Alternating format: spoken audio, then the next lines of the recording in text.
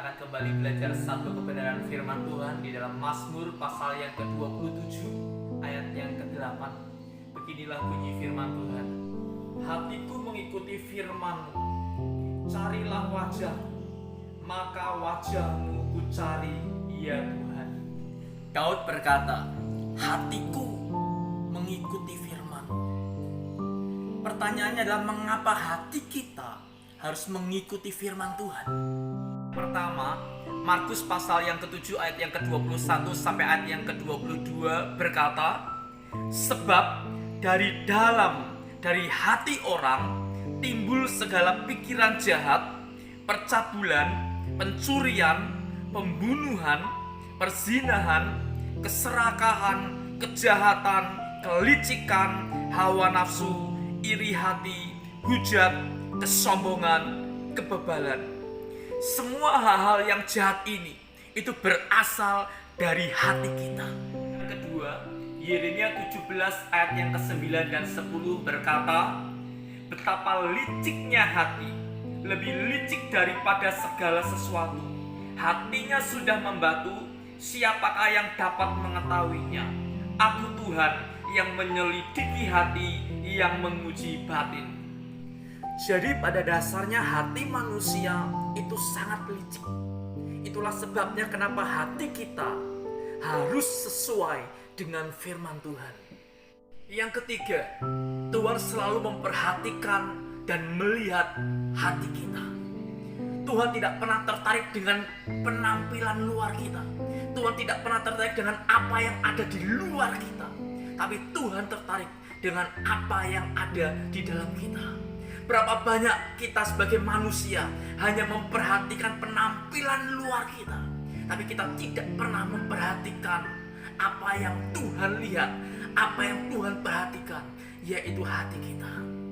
Hanya ada satu cara untuk memperbaiki hati kita, yaitu dengan cara kita bertobat. Selama hati kita belum bertobat, maka kita tidak akan pernah bisa memberikan yang terbaik buat Tuhan. Apakah itu pelayanan kita, pemberian kita, pengorbanan kita, bahkan apapun yang kita lakukan untuk Tuhan tidak akan pernah berkenan jika hati kita belum mengalami yang namanya pertobatan. Itulah sebabnya orang yang sudah bertobat, dia harus menjaga hatinya dengan segala kewaspadaan. Amsal 4 ayat yang ke-23 berkata, jagalah hatimu dengan segala kewaspadaan, karena dari situlah terpancar kehidupan. Di dalam terjemahan yang lain dikatakan, jagalah hatimu lebih dari engkau menjaga apapun yang engkau miliki. Kita perlu belajar dari Daud, seorang yang memiliki keintiman dengan Tuhan, seorang yang dekat dengan Tuhan, seorang yang berkenan di hadapan Tuhan, tetapi dia masih menjaga hatinya untuk tetap seturut dengan kebenaran firman Tuhan. Daud berkata, hatiku mengikuti firman.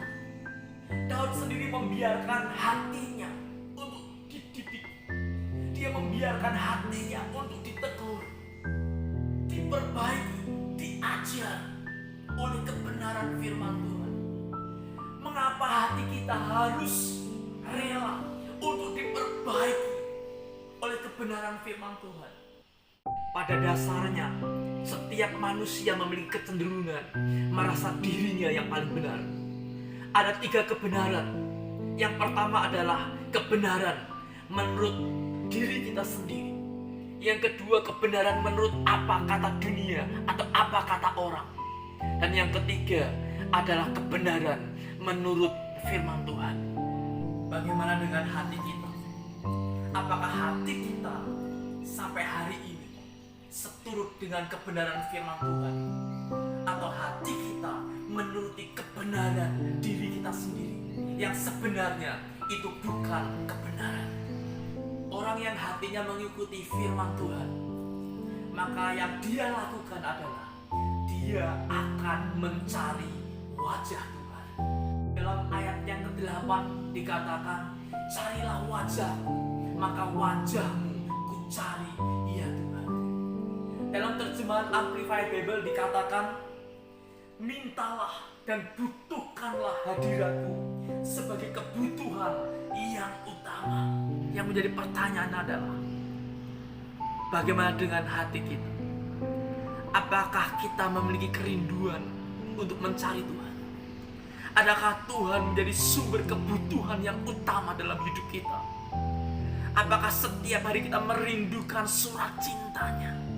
Apakah kita membiarkan hati kita untuk dididik, diajar, diperbaiki oleh kebenaran firman Tuhan? Saya berdoa, biar mulai hari ini kita berkata, biarkan hatiku seturut dengan kebenaran firman-Mu ya Tuhan. Bila firman Tuhan hari ini memberkati kita semua. Tuhan Yesus memberkati. God bless you.